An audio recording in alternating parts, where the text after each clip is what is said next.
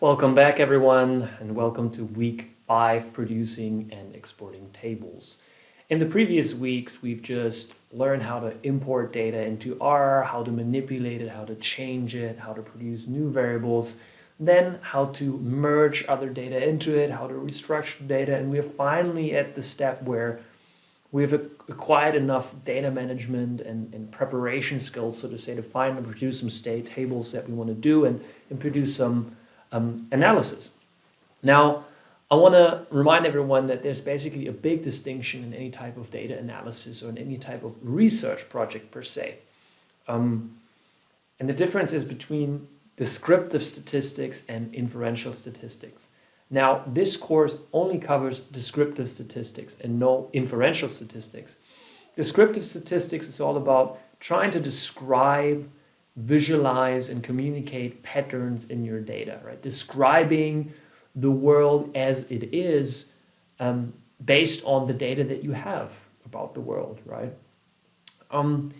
Inferential statistics and inferential statistics is quite different in a way that the type of questions we ask are different. We want to know about what is the relationship between A and B? How can we predict C, right? How can we explain something we see in the data? So it's really much more about a causal interest and curiosity in the data. And of course, that involves a lot of statistical modeling, more econometrics, more advanced research designs, and we're not covering that in this course. However, any type of analysis project in any industry, it starts with descriptive analysis. First, you got to get a feeling for what are the patterns in your data set before you're going to start fancy statistical modeling. So whatever you're learning in this course, if you want to continue later on to become a data scientist or do more advanced data analysis, you're going to need the basics in descriptive statistics. So what are the tools for descriptive statistics?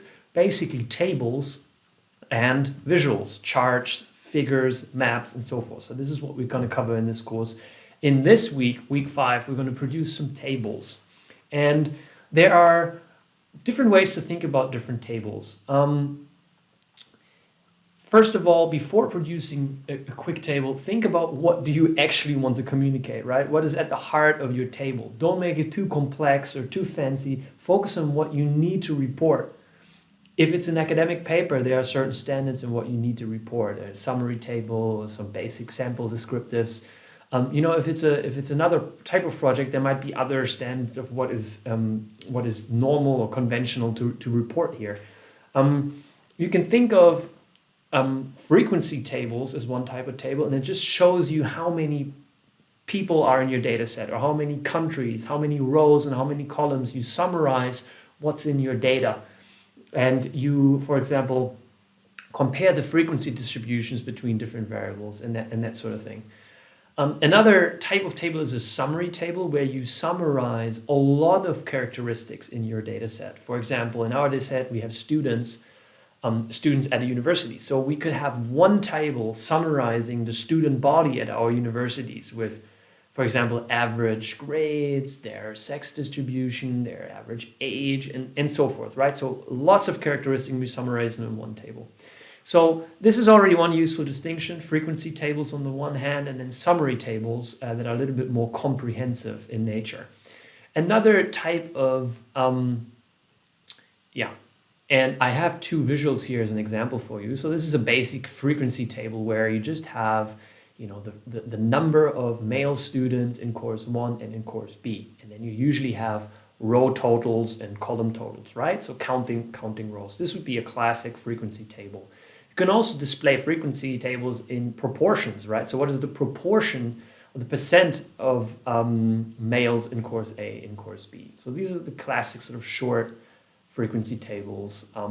Summary tables look a little bit more like this, and they contain information from different types of variables all condensed in one. So we have, for example, here the age of students, how many students were there in the data set, what is their median age, what's the min-max, and so forth. We divide it up by another variable, and then we have grades, a categorical variable here, and we have frequencies and percentages. So a lot of information condensed in one table. And we're going to learn how to do both today in this session.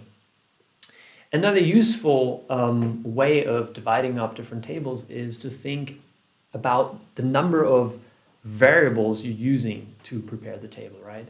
There are one-way tables or univariate tables, which means just one variable, right? How many male and female students are there at the university? That just requires one variable, which is sex, right? That's a univariate table or a one-way table. Two-way table, well, it's obvious, it uses two variables. So for example, what's the sex distribution for each faculty, right? That requires two variables. Then there's a three-way table, so we break it even further down. For example, we could have the sex ratio for each course at each university, right? That would be a three-way table. It requires three variables. And then lastly, summary tables. You can include 10 or more variables in there and summarize them according to different statistics. So this is the basics, and now let's jump into R and actually learn how to create tables in different ways with R.